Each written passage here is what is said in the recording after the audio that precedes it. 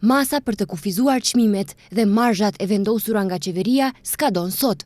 Ministria e Ekonomisë dhe Punës thotë se së pari do të shohin rezultatet përfundimtare të masës dhe më pas do të vendosin se çfarë do të bëjnë më tej.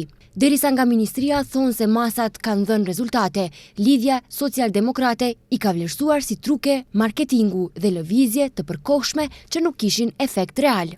Qytetarët sot jetojnë më keq se çdo kohë në dekadën e fundit. Maqedonia e Veriut ka pagat më të ulta në rajon, ndërsa në të njëjtën kohë paguan disa nga çmimet më të larta. Qeveria nuk ka strategji, nuk ka vizion, nuk ka plan. Në vend të politikave substanciale, po shohim deklarata deklarative dhe akuza kundër opozitës, thonë nga LSDM. Por nga VMRO-DPMNE thonë se punojnë me përkushtim, ndershmëri dhe dinjitet në interes të qytetarëve.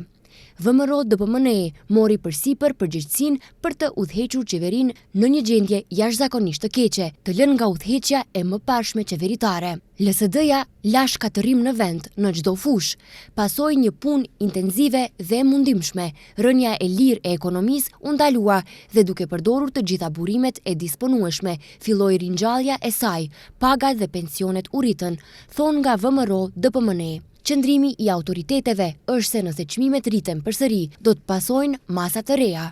Për llogaritja e fundit nga sindikatat për shportën minimale sindikale, tregon se vlera e shpenzimeve të jetesës për muajin prill, krahasuar me marsin, është rritur.